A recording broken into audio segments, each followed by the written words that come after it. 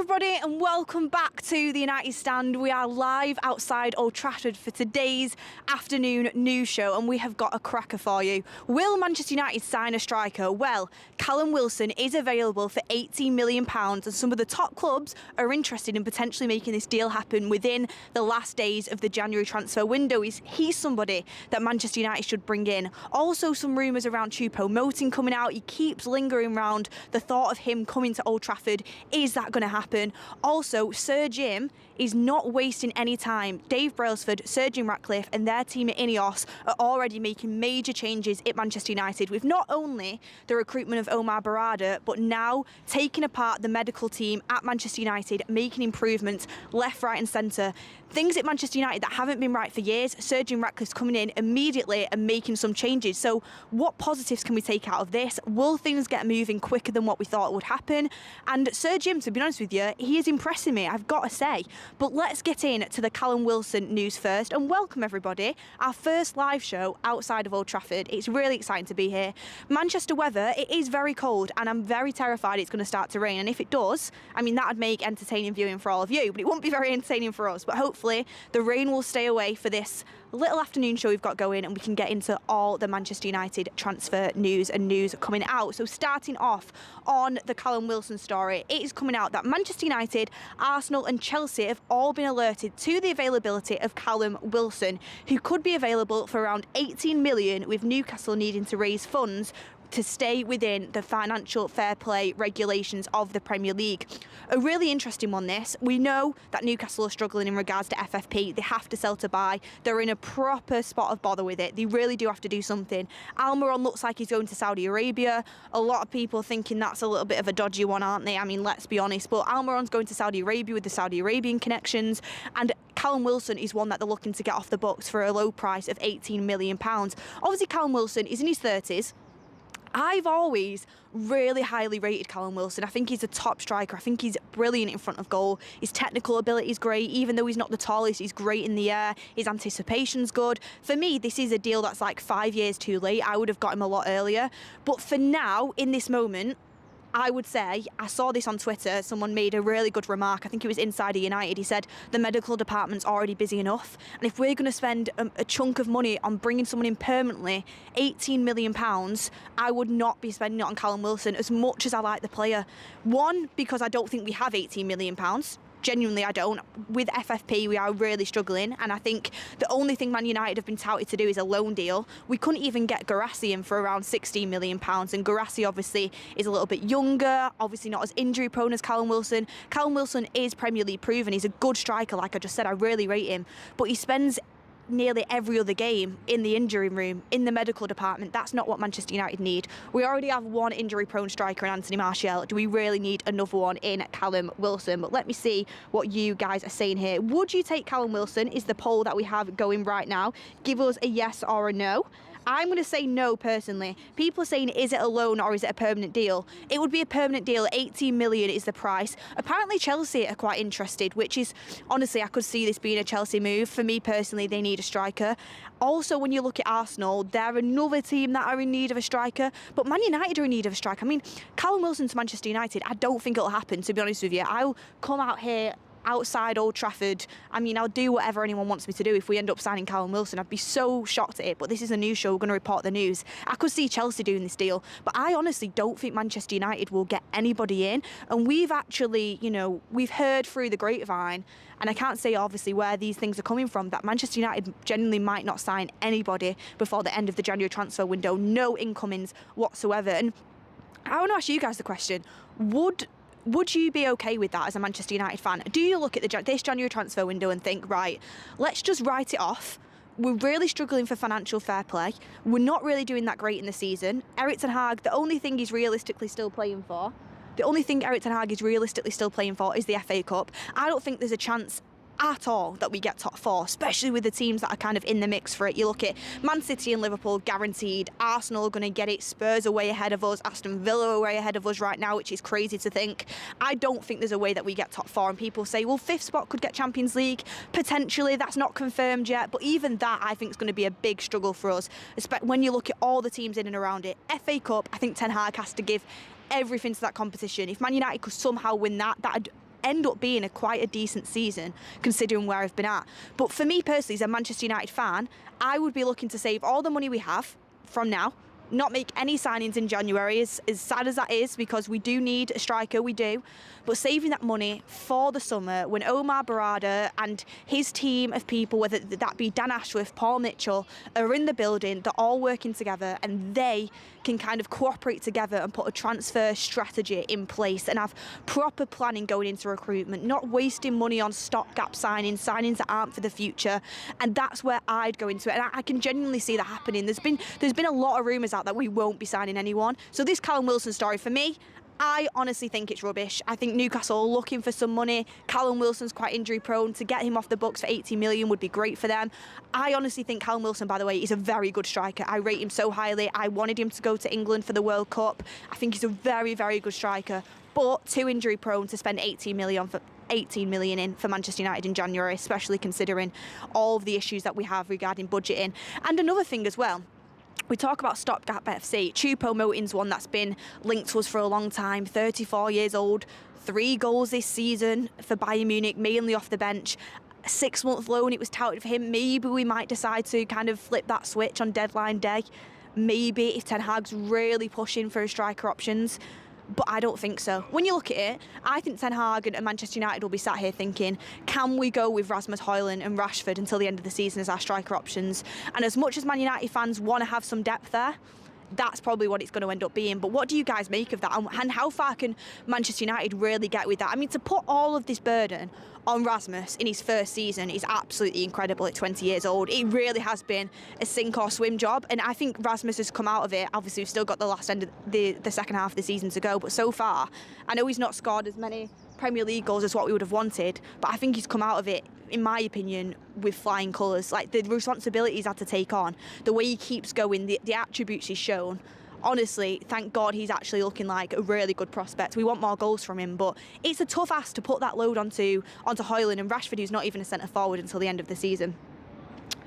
Let's see what everybody's saying in the chat here. It's weird not being in the studio and not kind of having the chat around me, so bear with me, everybody, when we look at this.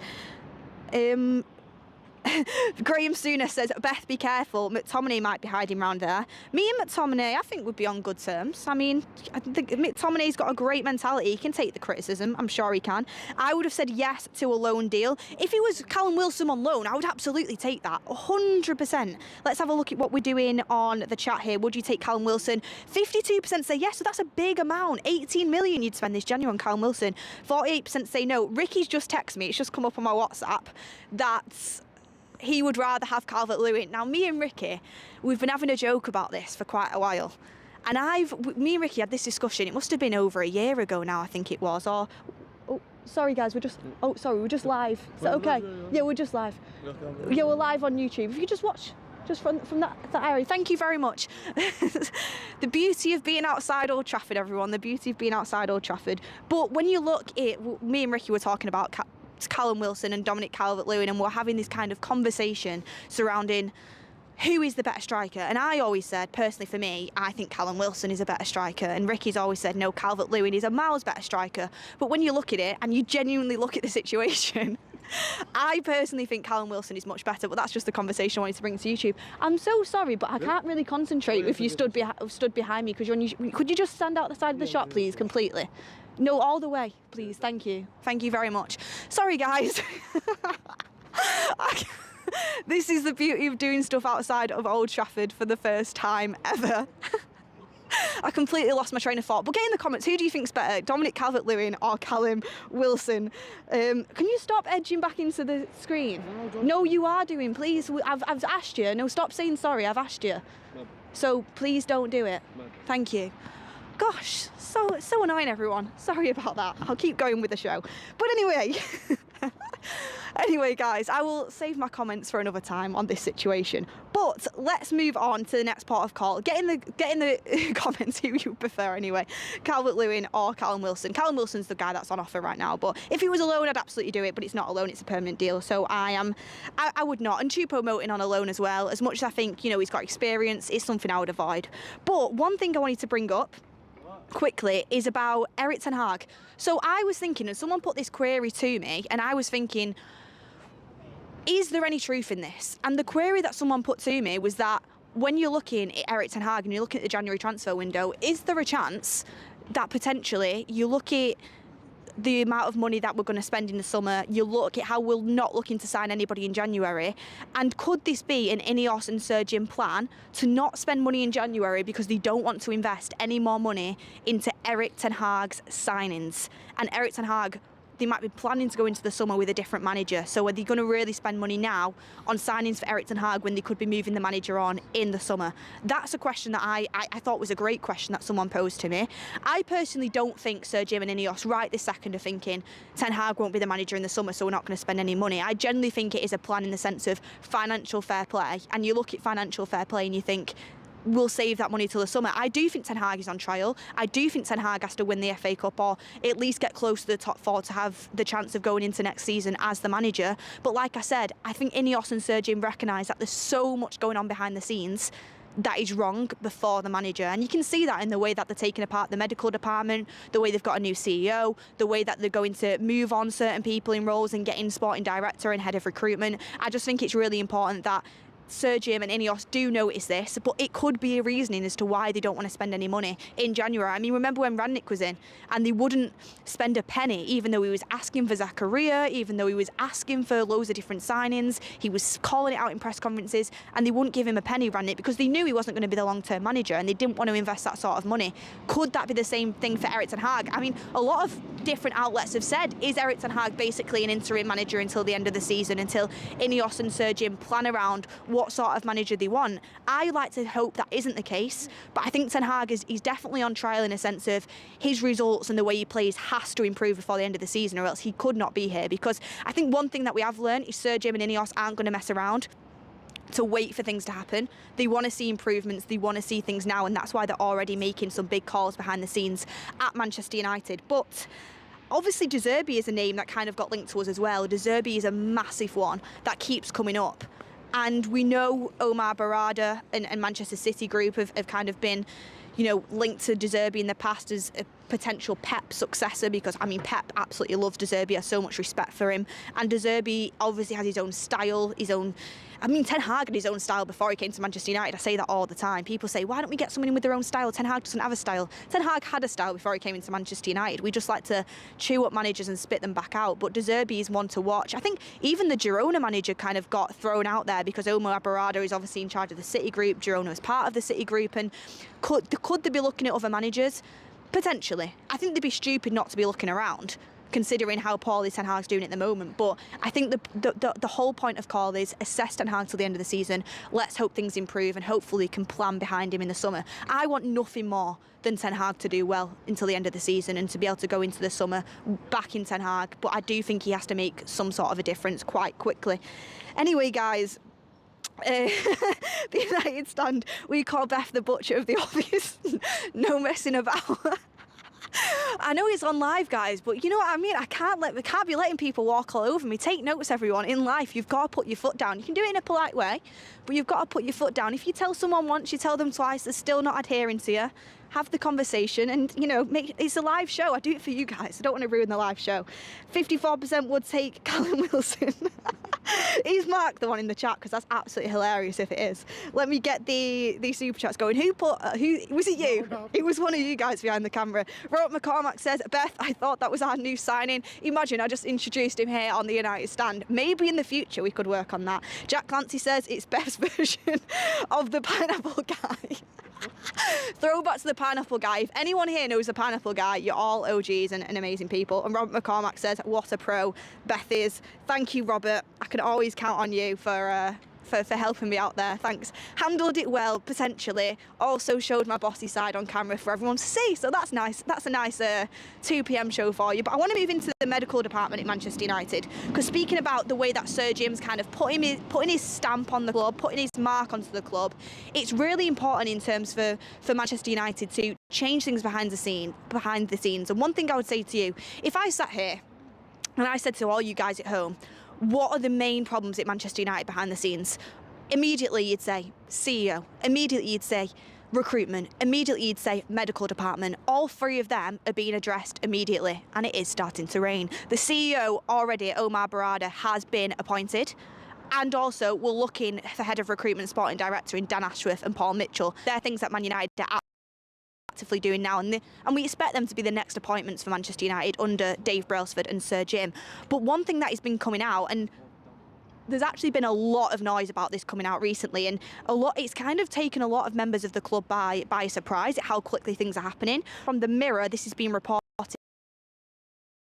that Manchester United have undertaken a major shake-up of their medical department. United doctor Gary O'Driscoll, the club's head of sports medicine, has overseen a review of the setup with the blessing of manager Erik ten Hag and Sir Jim Ratcliffe. This has led to a member of the physio team departing the first team setup, as United want to improve every aspect of the club. And this is so important, every aspect. Our medical department has been terrible for years. We thought we were getting Gary O'Driscoll in from Arsenal to kind of, get a really good coup in the same way that we think Omar Barada is a good coup, and to improve our medical department, because we know it's been a problem, but not all on one guy. And I hope Gary O'Driscoll can kind of move into an era where he's leading a medical department at Manchester United that is one of the best in the country and is at the top of the game. Man United haven't been anywhere near that for years. But it's then coming out from The Sun that the head of rehabilitation and physiotherapy, Robin Sadler, has left Manchester United. In theory, he's kind of been moved out of the club, let's be honest. He's not just woke up on one Thursday morning and decided, you know what, I don't want to work at Manchester United anymore. So a plan to improve every department. And the medical department is absolutely an area that Manchester United have to improve and they have to get better at. So I'm all for it. Of course, I say this every time when I'm on a live show. I don't want, people losing their jobs. I'm not an advocate of saying these people should lose their jobs, because, everyone's human, it's livelihoods. But if you're not up to scratch at Manchester United and if you're not at the top level, you shouldn't be here. We've heard so many stories that at Manchester United there's people just comfortable. They're just coming into work and it's comfortability, but they're not aiming to be at the top. And I'm not saying it's everyone, but at a top club you need everyone pulling in the same direction. You need everyone aiming to be the best every single day. Man United haven't done that for years, so it's so important that all these things are happening. And as much as we can all say we wanted a full takeover, because we did, of course we did, you can't deny that the first signs under Sir Jim, Dave Brailsford, they've done the CEO already, and it's a brilliant coup. People calling it the biggest coup since 2003 with Chelsea. People, when he went and took people are talking about it like it's honestly one of the top appointments for years, and it genuinely could be. And then you look at the way that they're exploring all the other departments behind Erik ten Hag. I think it's really important that focus isn't just put on the manager, because there's so many fans out there who just want to. And if you want to change Erik ten Hag, you're absolutely entitled to that opinion. Of course you are, and I can understand people's opinions because it hasn't been good enough. So many people out there that think, we'll get Ten Hag out, we'll get De Zerbi in, and we'll be back winning trophies again. That's never happened. We thought once we got Ollie out and got Ten Hag in, that would happen. It's not happened. I mean, we won the Carabao Cup, but everyone thought when Mourinho came in, Mourinho did a good job, but it ended in failure, realistically. So you can change the manager all we want. We've done that for years. We've got to change the core approach, and hopefully that's what Sir Jim and Dave Brailsford are doing. Also, just some quick updates as well. In the 3-1 loss behind closed doors to Burnley, Anthony scored, but it was a penalty. I mean, says it all, doesn't it? I'm not gonna disregard it. It's a goal, and hopefully it'll help him get his confidence back. A lot of people getting their backs up that Man United have lost twice in one season to Burnley behind closed doors. But to be honest, as long as we're winning in the Premier League and on the pitch and in competitions that matter, it's not really an issue to me. This is games where players might be pulling out of things not to risk injury for games. We've got Newport County at the weekend in the FA Cup. I'm hoping that should be a good stride back into football for us, and I'm hoping we're going to win that game, honestly. Obviously, I'm never 100% as a Man United fan, but 3-1 loss against Burnley. We also had Anthony scoring, Shaw, Casemiro, Maguire being back to match fitness. That's important. Mason Mount didn't take part, but apparently we're hoping that we can get him back for the Wolves game. So we're getting players coming back now, which is going to be important in the second half of the season. It really is fight or flight for Erik ten Hag. You're going to have Shaw back, Casemiro back, Maguire was in a good spell, he's going to be back, Martinez is back, Anthony was his signing, who's playing now. You really have no excuses to get the performances better now in the second half of the season. Who have we got left still injured? It's only Mason Mount now, realistically, and Victor Lindelof. You can't just be using injuries as an excuse. It's time to get the performances together on the pitch with a lot of the spine of your team that you've kind of built this team around being back and ready to play. So yeah, 3-1 loss to Burnley. Is it embarrassing? Absolutely. But at the end of the day, the only way I'd be on here getting really frustrated about it if it was in the league, FA Cup, or a competition that actually matters. You don't get a trophy for winning a behind closed doors game, do you? You don't. So it is what it is at the end of the day. But the thing is, you just expect these things from Manchester United now. The standards have slipped a little bit. Beth, please talk slowly. Sorry, maybe I'm speaking a little bit too quick for you. Butcher Beth Bridge. Oh, we need a. I was going to say, I need the Mr. and Mrs. Butcher of Manchester, but Martinez has a. Like, it's not in that sense. I didn't mean it in that way. I meant it as in just the Butcher. Martinez has a girlfriend, and they're very happy. And only if Ineos can clear out prats like you did, Beth. Exactly, Sir Jim. Take note. That's how you get rid. That's how you get rid of somebody who's, just kind of there, in the limelight, in the spotlight, but they're not really adding anything to the party. And that's what our little friend D, I think he wanted to be alive on YouTube, and he just wanted to kind of have his little moment. And maybe should have started doing a quick little interview with him. That could have been, maybe next time if someone comes in the background, I can do a little interview with him. Don't get any ideas. But anyway. Last little bit of the show I wanted to talk about was Onana and Bayindir. I haven't been able to have my say on this, but obviously everybody knew I was in the Onana camp coming into the summer. It's a badge that I have to wear, not really with pride right now. My Onana badge, it's one of them where it's like, do you know when you're at school and you've got a badge for something, but you're a bit embarrassed of it actually, you don't really want to wear it, but you kind of have to wear it every day on like your blazer at school. It's one of them. That's my Onana badge right now. It's a bit embarrassing that I've carried that through. He's our keeper, and I stay behind him until the end of the season, and I do think people go through peaks and troughs. When De Gea first came into Manchester United, he had a terrible first season, but De Gea was a lot younger than Onana. Onana's just come off the back of a Champions League final at 27 years old with a lot of anticipation behind him. I don't think you can kind of compare the two.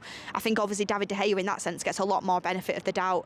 Onana had a shocking start, and he's been dropped at AFCON for a keeper that's in the 3rd division of the French league. I mean, if I'm Ten Hag and I'm Onana, I'm thinking, oh my, a game they had to win, they dropped Onana for a keeper that's playing in the 3rd division of the French league. You would be thinking, oh my gosh, it would knock your confidence, wouldn't it? And a lot of people say, well, if Cameroon manager had the bottle to bench Onana, then Erik Ten Hag should do it. And all I should say is, Onana shouldn't be starting every game just because we signed him for a lot of money. He should be starting every game because he's our number one and because he's the best keeper that we have. Bayindir's got this opportunity now. It's against Newport though, so is he really going to get that much opportunity to show off his skills? Probably not. But I think if he keeps a clean sheet at Newport and he has a decent game, why should he not start the Wolves game just to give him a little bit of a chance? And Ten Hag can always use the excuse in his press conference. Onana's been travelling a lot, he's been to AFCON, if Cameroon are out of AFCON by that point, it depends if they beat Nigeria, but he can use the excuse of he's been travelling, he's settling back in, so Bayindir had a good game against Newport, we're going to stick with Bayindir for this game. And then if Bayindir has a good game against Wolves, because I tell you something, Wolves are definitely going to test Manchester United when we play them, especially at the Molineux. They're going to test us, absolutely. Wolves are a good side and Gary O'Neill's doing a great job. So that'd be a good test for Bayindir to see if he plays well again, then he keeps keeps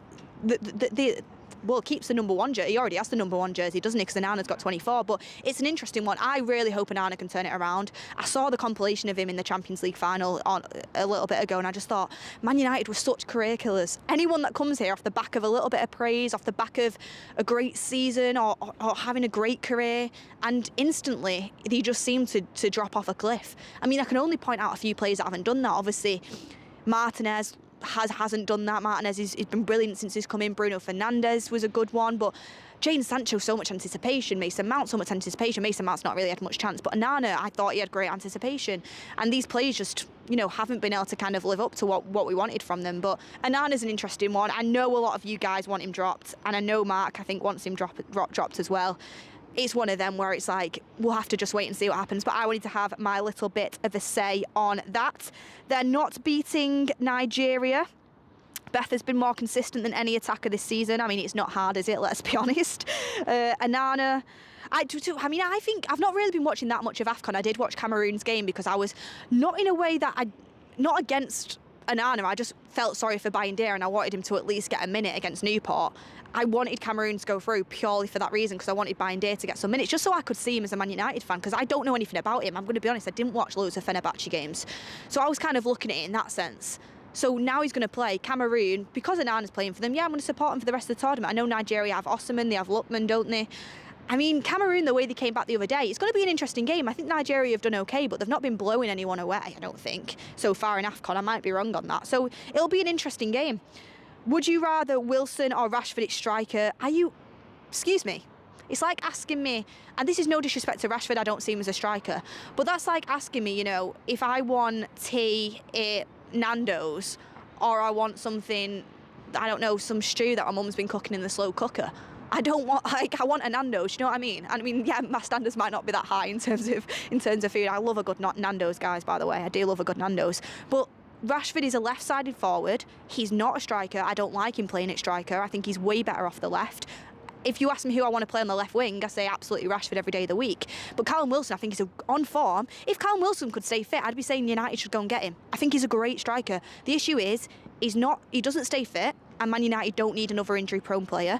If it was a loan, I'd be all over it. We're going to have to pay 18 mil. When we're short of cash, I don't think we should be splashing out 18 mil in January, to be honest. And yeah, I like Callum Wilson. I just think he's too injury-prone for us. South Africa has the best Nando's. It is the South African cuisine, isn't it? But home cooking is far superior. Home cooking when I'm doing it, yeah, I'm disrespecting my mum on live. My mum makes a lovely lasagna, she makes some lovely meals, but yeah, a slow cooker stew isn't for me. Anyway, guys, we've gone off topic. This has been our first live show outside Old Trafford. It is absolutely flown by, and I've loved every single second of it. It's been great, and I hope we get to do it more. Before I go, get in the comments, what are you feeling about this Old Trafford vibe? Are we liking it? Should we do more live shows? And also, you could get more comedy value, because we might see more strangers that need putting in the place. And we could just have it as a regular series on the United Stand. Or if you don't need putting on your place, if you want to add something constructive to the conversation, you can happily join me on live. You might take my job at the end of the day, who knows? But if you're just going to lurk behind me, then that's not gonna go down well. So we'll have to wait and see. A lot of people, I think a lot of people are liking it. Yeah, if it rains, we're going to have to invest in some umbrellas, but we'll be able to get our way around it. Are you saying 18 mil or 80 mil? 18 mil. That is what they were asking for Callum Wilson. What is my Nando's order? It depends on the day. It depends on the day, guys. But anyway, thank you so much for watching our first ever Old Trafford live stream. I've really enjoyed it. Thank you to the community for supporting me in all odds, no matter what the condition is. And thank you for everyone for getting involved in the latest news. Do I think we'll sign anyone this window? No. Would you sign Callum Wilson? Sound off in the comments below. Callum Wilson's the best option I've seen pop up so far. Get in the comments who you'd want to sign. I'm going to love you and leave you, everyone. Have a lovely rest of your Thursday, and we will see you on the next one.